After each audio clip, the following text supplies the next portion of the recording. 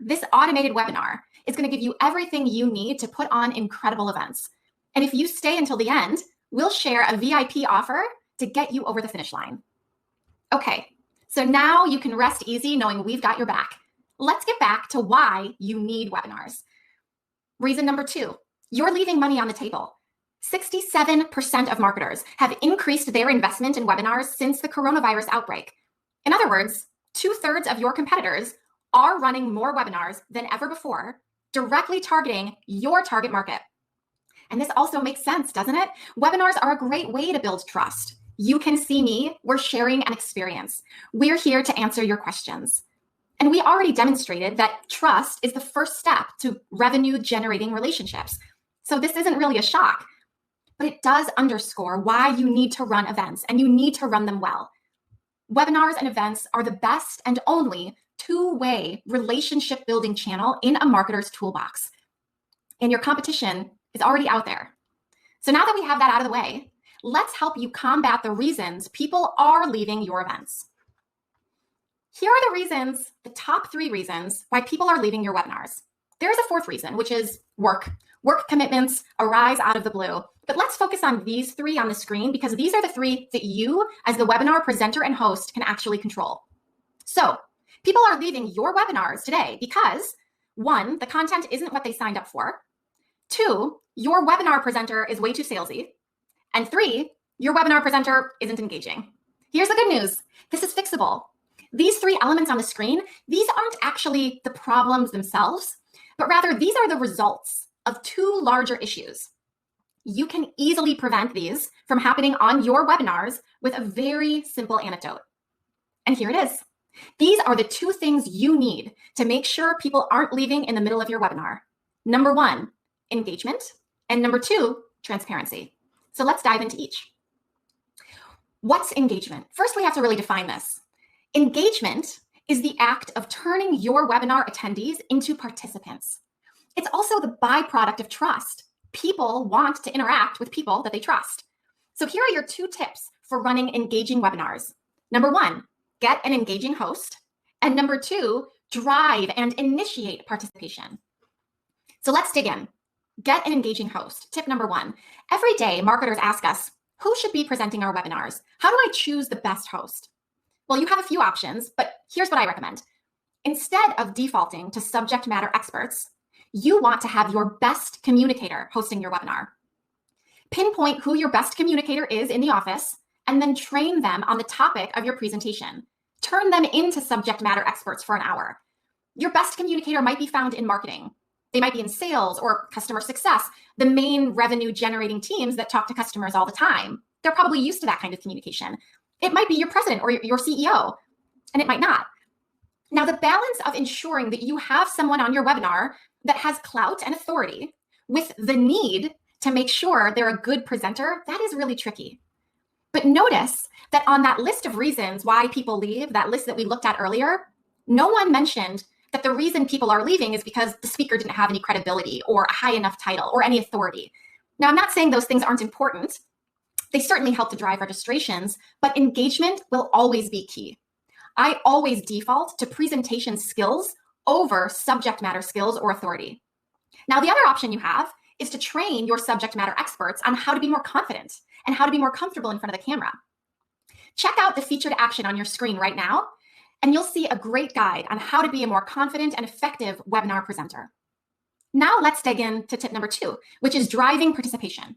Now, if the definition of engagement is turning attendees into participants, then your job as a webinar presenter is to invite and initiate that participation. Here are 4 quick tips. Tip number 1, use the chat for more than just asking where people are from. Invite conversation, invite questions, and encourage your participants to answer questions of each other. Tip number 2, provide handouts throughout the entire event, not just at the end. Providing handouts throughout the event keeps your attendees excited and gives them tangible alignment to the content that you're sharing. Tip number 3, use featured actions to make it easy for your attendees to take the next step. Show them where you want them to go. Don't make it hard. And tip number 4, use polls to personalize and inform your webinar content. Allow your attendees to become a part of the content rather than just observers. Let them choose what content is most meaningful to them. Check out the handout on your screen. Make sure you snag your copy of this engagement checklist. So that covers the topic of engagement, which is the #1 reason people are leaving your webinar.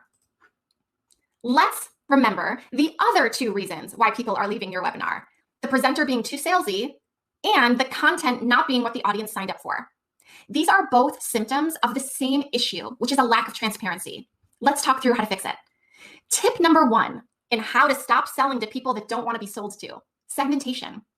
This starts all the way back in your pre-webinar stage. So in your pre-webinar stage, you are setting your goals and KPIs, your webinar topic that best supports those goals and KPIs, and then you're figuring out who this webinar best serves. In other words, your target audience. Check out the handout on your screen so you can take a look at the pre-webinar stage checklist. Now, the #1 mistake that we see over and over are marketers who say that they're designing top-of-funnel webinars. Traditionally, top-of-funnel webinars are webinars that serve the awareness stage of your marketing and sales funnel. So the target audience in this stage are usually people who are just learning about your brand, company, or service.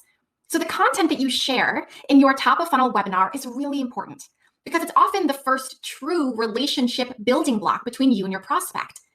However, if you design what you say is a top-of-funnel webinar meant to educate, meant to excite and introduce, but the content of that webinar is a product demonstration, then you've missed the mark. This is exactly why attendees say that the content wasn't what they expected, because they were basically sold a bill of goods. They thought it was going to be high-level educational content, but instead they were shown a product demo. Now, to solve for this, you have to identify the target audience for your webinar, the internal motivators and drivers for that audience, and then you have to know the desired outcome of where that audience wants to go and what they want to achieve. Then you can design webinar topics that are going to help them get there. Now, tip #2 is being honest about your content. Now, just to be clear, there is nothing wrong with running middle or bottom of funnel webinars. In fact, that's one of the best benefits of a webinar strategy, is that they drive conversions at every part of your funnel.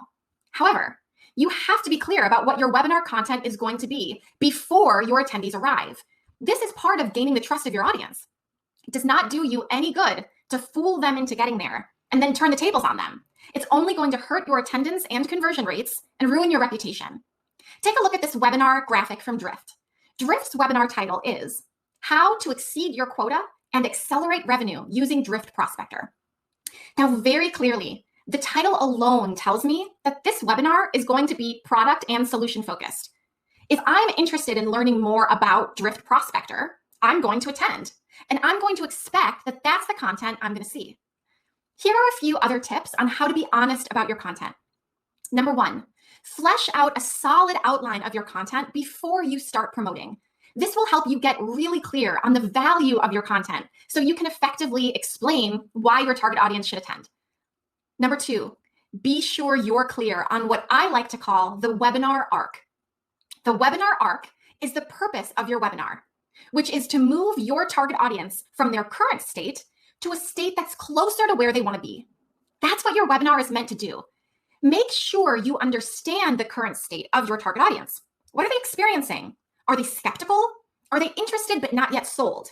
Have they never heard of your company before? Take stock of exactly where they are. Then design a webinar topic that will move them from that state to a new one that's a little closer to where they want to be. By the end of the webinar, they should be in a different spot from where they were when they started.